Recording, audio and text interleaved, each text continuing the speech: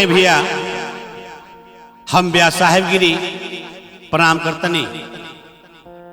एगो कथा हम सुनावे जातनी कि जगत पावनी मातेश्वरी गंगा मृत्युलोक पर धरती पर कैसे अली। ऐसे माता गंगा के अवतरण के भिन्न भिन्न कथा पुराण में बा। गीता प्रेस के किताब गंगा अंक से हम कथा सुनावे जा रहे बनी कि मृत्युलोक पर धरती पर माता गंगा के लियावल कैसे माता अली। गंगा में नहैला से का होला, आए वाला गंगा स्नान सामने बा तो गंगा में स्नान करे के चाही, किंग करे के चाही। गंगा स्नान कैला से का होला, गंगा माई कैसे धरती पर अली। पतित पावनी माई गंगा के कथा बा सुनी।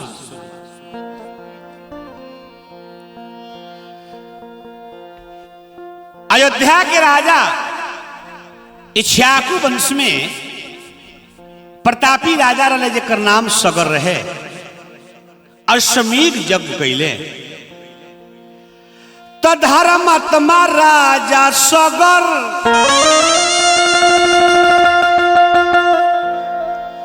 जग कैले बहुत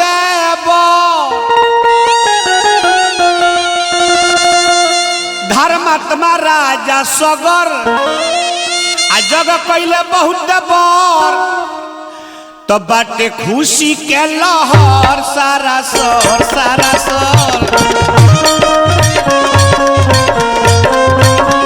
बाटे खुशी के लहर सारा सर सारा सर।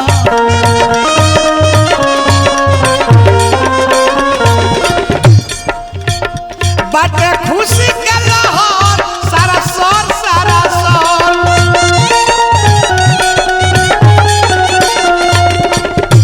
बाटे खुशी के लहर सारा सर सारा सर।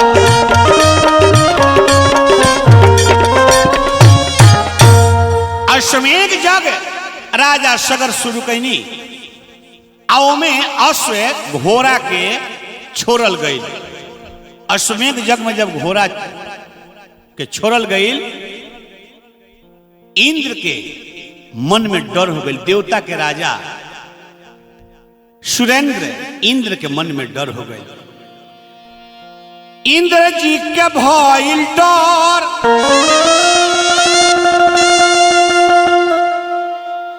लगल चलावे चकोर। इंद्र जी के भइल डर लगल चलावे चकोर तो ले ले घोड़ा पकड़ सारा सर सारा सर। लिहले घोड़ा पकड़ सारा सर सारा सर।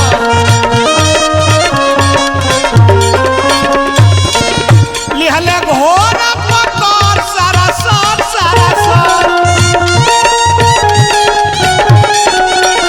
लिहले घोड़ा पकड़ सारा सर सारा सर।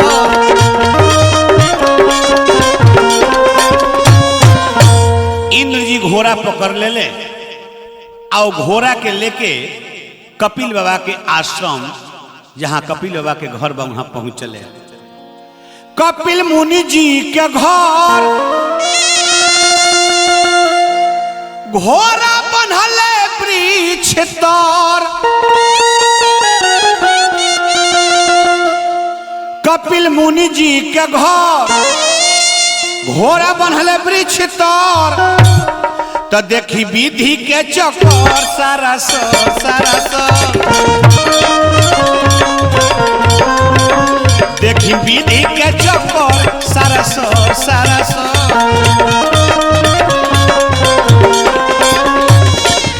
देखी विधि के चक्कर सारा सर सारा सर। देखी विधि के चक्कर सारा सर सारा सर।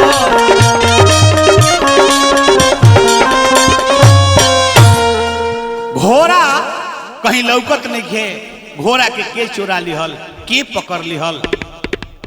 राजा सगर जी अपना 60,000 पुत्र लोग के खोजे खातिर भेजनी। राजा सगर के 2 जानी औरत लोग रहे, एक जानी से एक जना पुत्र रहे जेकर नाम असमंजस रहे, आ एगो रानी से 60,000 पुत्र रहे लोग। ई भीरगु मुनि के आशीर्वाद से 60,000 पुत्र लोग हो रहे, और 60,000 पुत्र लोग के राजा सगर जी भेजनी की जाके पता लगाओ जो घोड़ा कहाँ बा, के ले ले बा। 60,000 राजकुंवर भेजल राजा सगर, 60,000 राजकुंवर आ भेजल राजा सगर। तो जब सुनल खबर सारा सो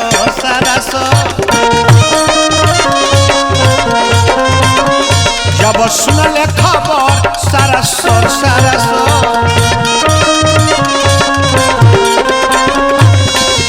जब सुनल खबर सारा सो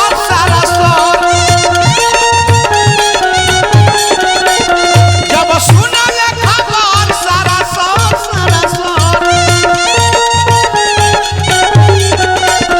जब सुनल खबर सारा सो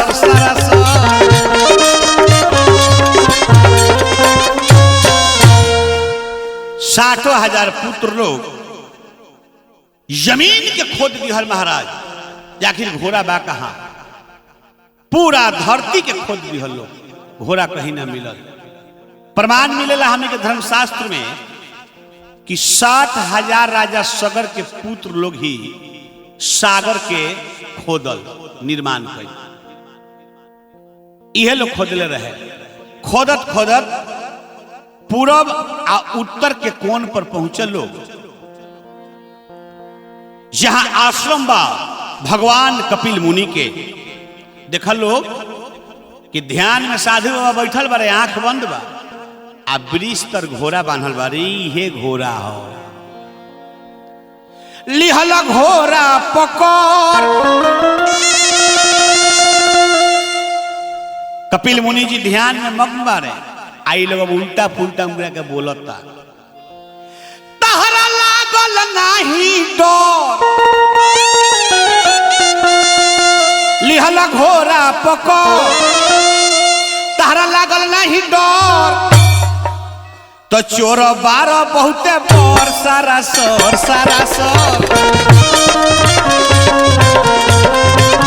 चोर बार बहुते बर सारा सोर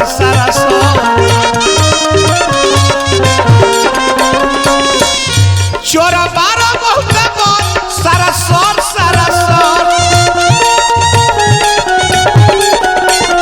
चोर बार बहुते बर सारा सोर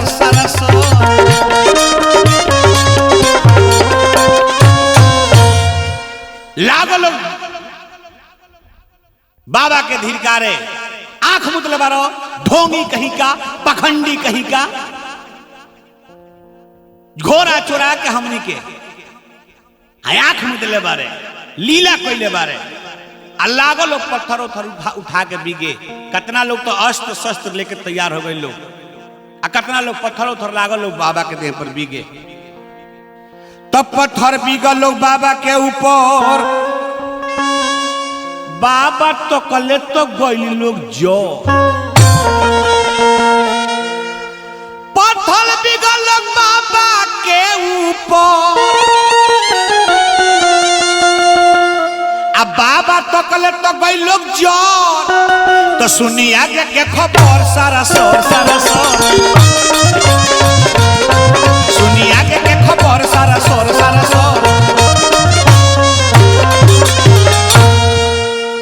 बाबा के देह पर पत्थर चलावे लागल लोग, अस्त्र शस्त्र लेके तैयार हो गए लोग मारे खातिर। कितना लोग पत्थर चलावे लागल। कपिल मुनि बाबा ध्यान में रहले, आंख खोलले, अग्नि ज्वाला निकलल, मिनटों के कहो सेकंडों ना लगल। 60,000 पुत्र राजा सगर के जर के भस्म हो गए। इन्हें देखी पता लागल राजा सगर के कि हमार 60,000 पुत्र लोग जर के भस्म हो गए। स्वयं भगवान कपिल मुनि जरा के भस्म कर दिले बनी। तो राजा सगर जी के 2 जानी औरत लोग रहे। विदर्भ राज के कन्या रही जेकर केसरी नाम रहे, जेकरा से एगो संतान एगो लड़का भरले, उनकर नाम असमंजस रहे। आ गरुड़ जी के बहिन रही जेकर नाम सुमति रहे। भृगु बाबा भृगु ऋषि के आशीर्वाद से इनका 60,000 पुत्र लोग रहे। तो 60,000 पुत्र लोग तो जर गई। अब एक जना ही बच गई बारे, असमंजस जी। असमंजस है पहुंचल बारे कपिल बाबा के आश्रम में, जाके बाबा के गोर छू के प्रणाम कैले, दंडवत कैले। अब पूछले कि बाबा इनका लोग के उद्धार होके के कौन जुगती बताई। बाबा कहले कि उपाय इहे बा, जुगती इहे बा कि राजा बलि के भगवान वामन अवतार लेके जाना बरा छलनी, तो स्वर्ग नापे खातिर भगवान जब चरण अपन ऊपर कैनी तो इस चरण ब्रह्मलोक में गई। तो ब्रह्मा जी भगवान के चरण धोए लगनी। तो सरोज रज जहां से गंगा की उत्पत्ति भई, आ गंगा कमंडल में बारी ब्रह्मा जी के। आ जबले गंगा मृत्युलोक पर अहे ना, तबले 60,000 ए तारा भाई लोग के उद्धार होई ना। तो राजा सगर के पुत्र असमंजस जी गंगा जी के तपस्या करे लगे। सगर के लला नवा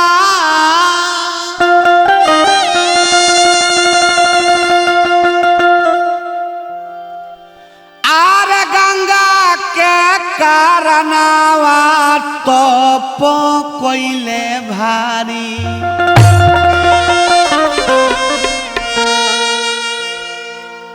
कृपा करो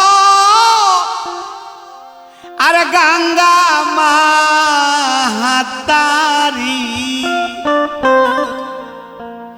तप कइले भारी।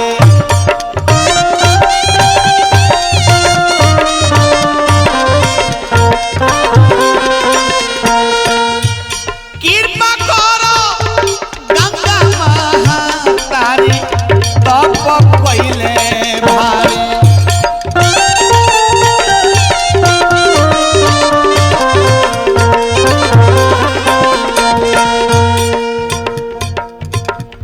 बहुदिन बीतली गंगा नहीं अइली, तप कइले भारी।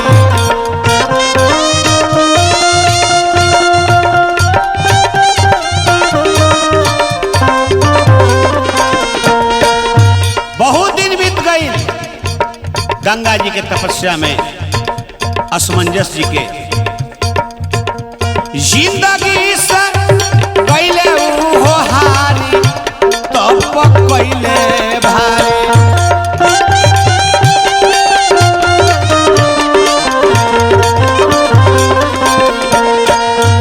पतित पावनी मातेश्वरी जगत जननी गंगा के तपस्या करते करते राजा असमंजस मर गए। गंगा जी ना वैली। असमंजस जी के पुत्र भइले अंशुमान। असमंजस के लाला नवा अंशुमान नमावा, तप कइले भारी।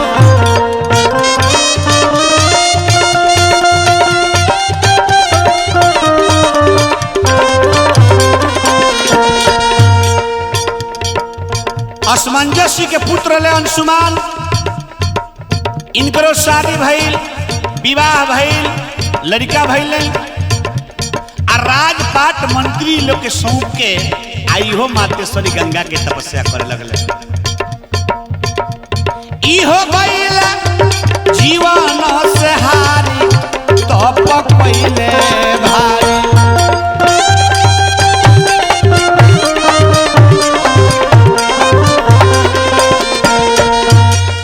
गंगा जी के तपस्या करते करते मर गए।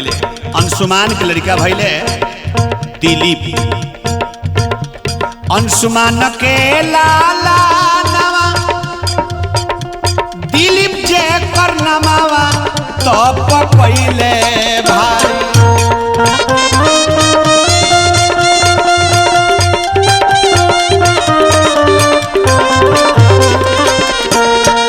अंशुमान के लड़का दिलीप भैले, इनकरो बियाह भइल, शादी भइल, संतान भइल। आ इहो राजपाट मंत्री लोग के सौंप के आ तपस्या करे गंगा जी के आ गइले, गंगा जी के तपस्या कैले। इहो गइल जीवन से हारी तप कैले भारी।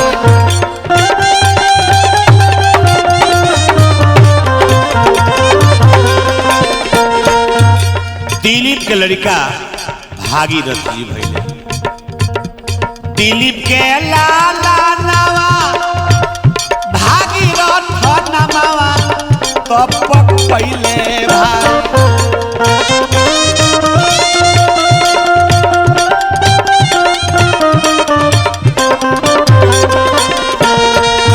साहेबगिरी गावेले बिचारी तप पहले भाई।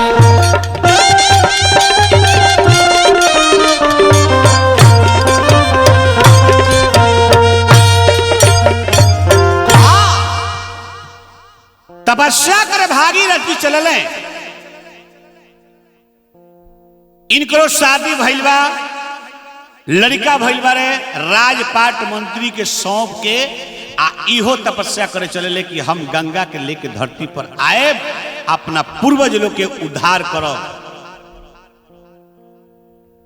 तपस्या करे जब भागीरथ जी चलले तो बीच मार्ग में नारद जी भेटैले। नारद जी कहले कि भागीरथ जी, ए राजा, तहार पूर्वज लोग तपस्या करते करते गल गइल, मर गइल, उड़ा गइल, गंगा ना आइली। सुनो, गंगा कैसे हुई है? गंगा ब्रह्मा जी के कमंडल में बारी। तो गंगा जी के तपस्या नहीं करे के, ब्रह्मा जी के तपस्या करो, अब ब्रह्मा जी के खुश करो, अब ब्रह्मा जी से गंगा के मांगो। सबसे तो पहले अपन आयु अर्धवाय मांगी हो, ब्रह्मा जी के तपस्या करियो, खुश हो जी हैं तो अपन आयु अर्धवाय लंबा मांगी हो, एक बाद तब गंगा जी के मांगी हो। भागीरथ जी कहले कि ठीक बा, धन हो नारद बाबा, हमरा के बतौनी।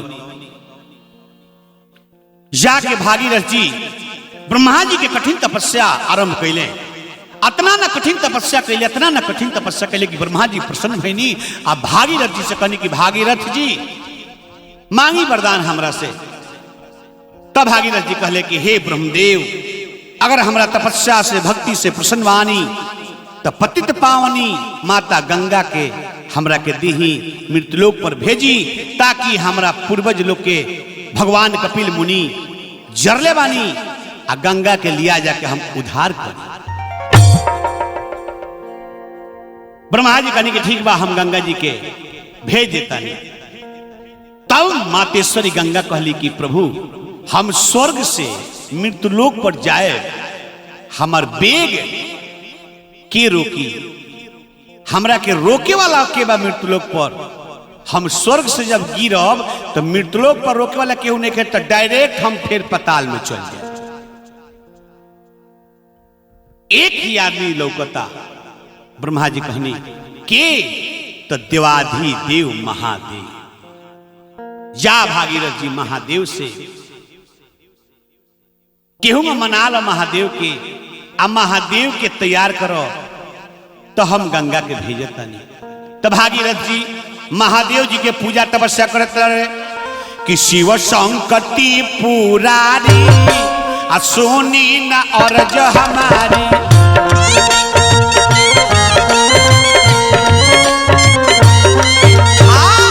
शिव संकटी पुरारी सोनी न अर्ज हमारी।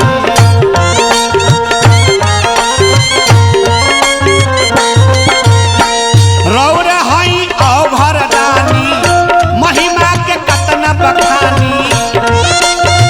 जय हो जय हो। रौर हई अभरदानी महिमा के कतना बखानी।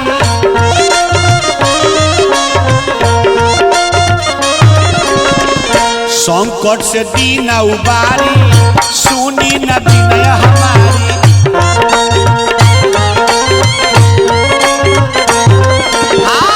शिव संकट त्रिपुरारी सुनी न अर्ज हमारी।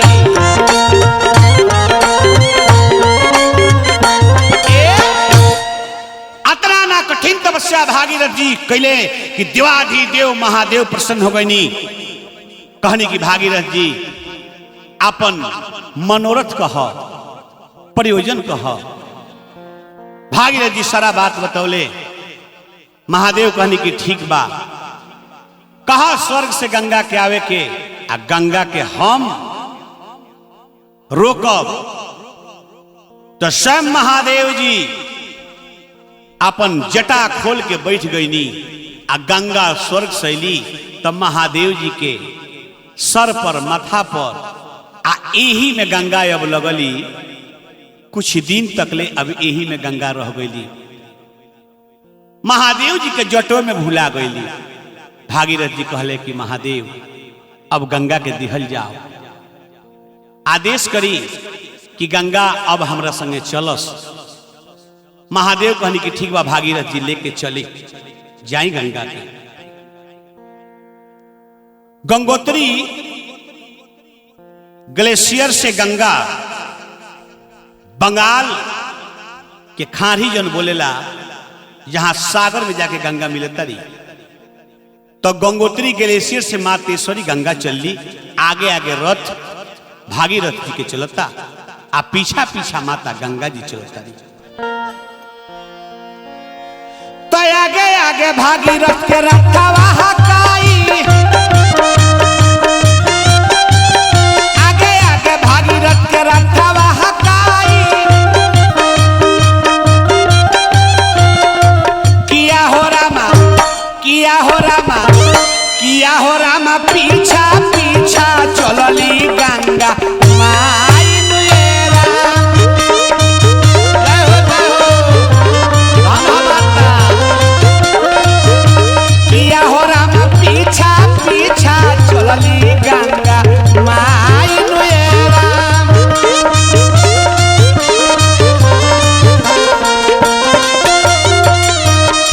ए धरती पर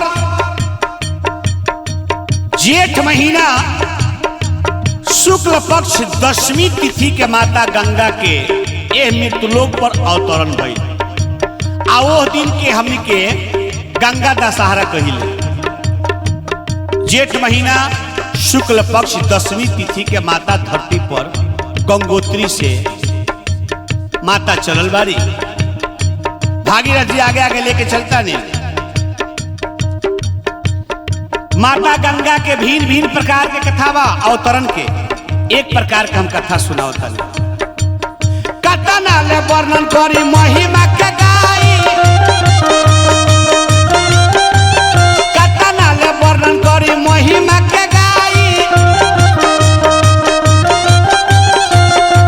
किया हो रामा, किया हो रामा, किया हो रामा, कपिल आश्रम पहुंचली गंगा माई नुएरा।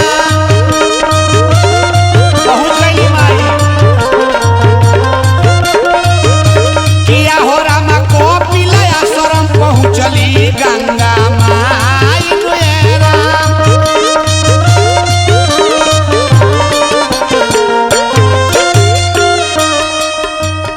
मातेश्वरी गंगा के भागीरथ जी लेके चले।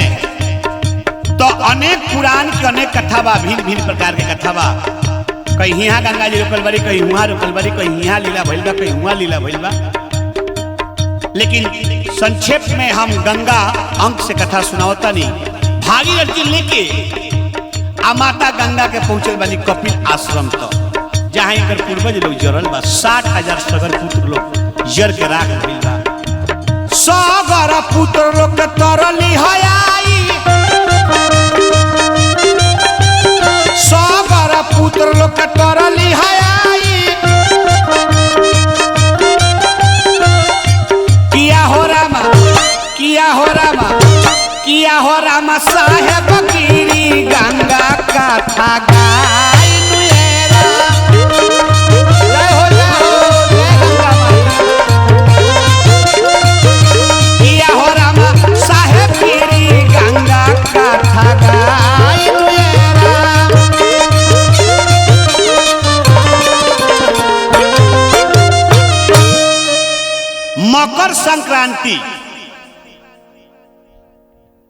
मकर संक्रांति के दिने माता पहुंचली कपिल मुनि के आश्रम पर। 60,000 पुत्र लोग के कपिल बाबा जो जरौले रही राजा सगर के पुत्र लोग के गंगा जल जब पड़ल इनका लोग के उद्धार हो गए, स्वर्ग हो गए। तो माता गंगा के गंगोत्री से बंगाल के खाड़ी तक के दूरी जौन बा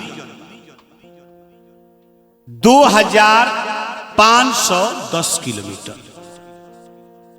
इमाई की दूरी है। 2510 किलोमीटर गंगोत्री से बंगाल के खाड़ी तक आ जाके माई उद्धार कैली, तरली। धन हौ माई सागर के 60,000 पुत्र लोग के तार देलू। भागीरथ जी माता के नमन करता रहे, माता के वंदन करता रहे। देवता लोग भी फूल बरसावता। पतित पावनी माता गंगा की देवता लोग भी फूल बरसावता आ सभे माई के जयकार मनावता। मकर संक्रांति के दिन आज भी गंगा सागर में मेला लागेला, भक्त लोग जाला आ जी जन मनोकामना लेके जाके नहाला ऊपर मनोकामना माता पूरा करेली। सब तीर्थ बार बार, गंगा सागर एक बार। सब देवता लोग माता के स्तुति जयकार मनावता, भागीरथ जी भी मनावता रहे। पतित पावनी माई महिमा वेद गाई,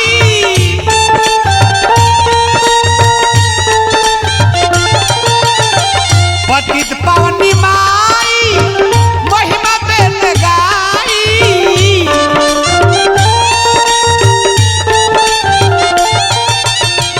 तू ही हऊ जग कल्याणी, तो जय जय जय गंगा महारानी। जय हो, जय मां पतित पावनी। जय जय जय गंगा महारानी।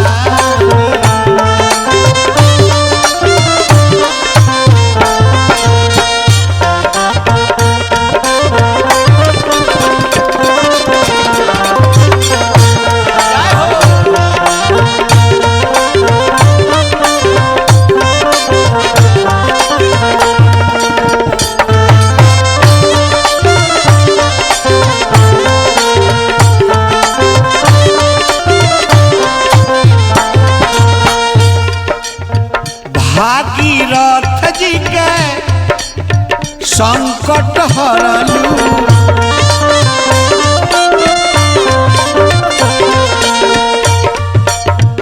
भागीरथ जी के संकट हरलू।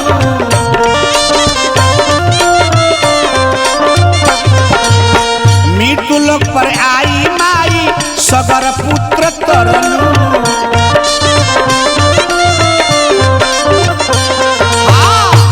लोक पर आई माई सगर पुत्र तरलू।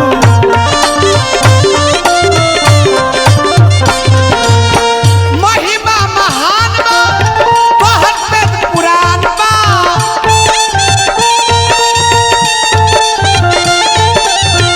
महिमा महान बा कहत वेद पुराण बा।